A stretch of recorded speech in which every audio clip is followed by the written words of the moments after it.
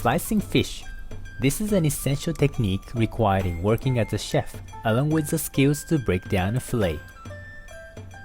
It seems quick and simple when Itamai chefs do so, but they achieved it through hundreds of hours of practice behind the scene. Though there is no choice but to keep training yourself, this video may give you some guidelines on how to practice, what to look for, and what to keep in mind. First of all, I would like you to refer to the early tutorial about how to slice fish for sushi pieces, which demonstrates how to control the width and length to your desired size. Basically, that video explains everything you need to know. However, as you practice in reality, you will find how difficult it is to slice into the even-sized pieces. This video focuses more on what chefs are actually looking when cutting fish. First and foremost, make sure you understand the physics of knives. A knife can cut an object by sewing like pushing-pulling motion. However, every stroke leaves jagged trace on the surface, and when it comes to slicing sashimi fish, this motion can badly affect the appearance and texture. Preferably, take the advantage of the whole length of the knife blade and slicing one single motion, making straight flat line without unnecessarily damaging the tissue.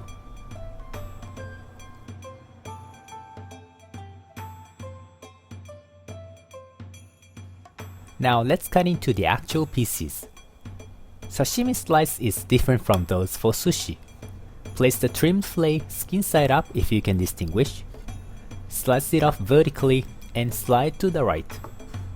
Use your left hand not just to hold the fillet but also to guide the knife to decide where to cut and adjust the width. Usually when you do sakudori on a large fish like tuna, cut out rectangular pieces for the easy slices later on. But in case the shape of the block is not even, adjust the knife angle to make the pieces as same size as possible. Choose your cutting style depending on your presentation.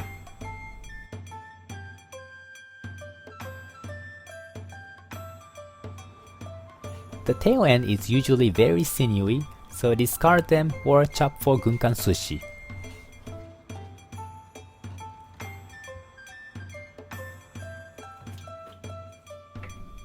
Until getting used to the precision slice, you might feel a little difficulty in dividing at where exactly you want to cut. It commonly happens that when you think it's right at the center and cut it, finding out it's slightly right or leftward. This is because of the blind spot over the blade. If you are left eye dominant, this visual gap gets bigger and harder to control the sides. Familiarize yourself on how you see the objects and refine the sense of distance. Also, a single beveled knife receives pressure from the side of the blade, which makes it harder to cut vertically. If the material is small or tender, this pressure doesn't affect a lot, but otherwise adjust the entry angle to help it cut straight down.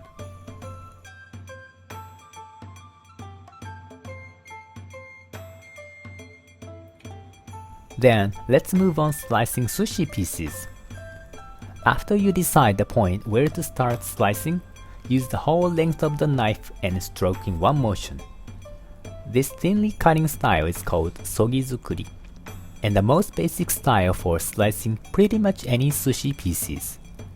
Usually 3 by 8 to 10 cm in size, 12 to 15 gram in weight. Hold the piece on the cutting edge with your left hand, while sliding the knife blade just underneath of it. Feel the vibration under the fingertips to know where the knife is running through. This sensitivity is the key to make the even thin slices, because visually adjusting thinness is harder than you do for thickness. Pick up the cut piece with your left fingers, but your right hand holding the knife is kept steady and goes on with the consistent motions. Some people use both hands to move the cut pieces, but this way consumes more time to find out where you are at, and decide again where to restart.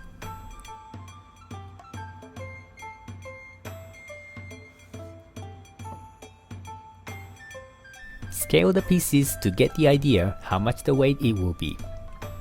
Keep checking every single pieces until you get familiar to it. Once you get more consistent, you can also scale like every 5 pieces so you can process faster with knowing the average is within a certain range. Since the block of fillet may not be the same size all the way through, you want to keep adjusting the angle towards the end. But no matter how carefully you cut, the very end piece is left ugly.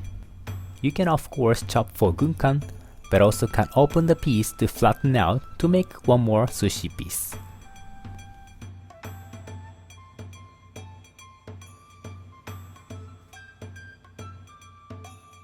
Seafood is expensive ingredients, and if you are a sushi chef starter and working at a sushi restaurant not for long, your boss may not want to let you touch the fish until you get qualified enough.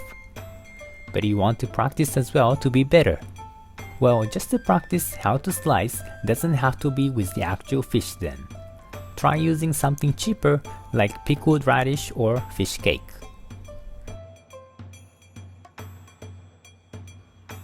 This video is demonstrated for the right-handed people. If you are the left-hander, all the motions will be the opposite ways. Also use the designated knife for the lefty. I also want to do a disclaimer that every skillful chef may do it differently. More important to know is that every movement, technique or manner has a reason for doing so. It may be for the precision, efficiency or for speed. Sort out the styles and brush up your own way eventually.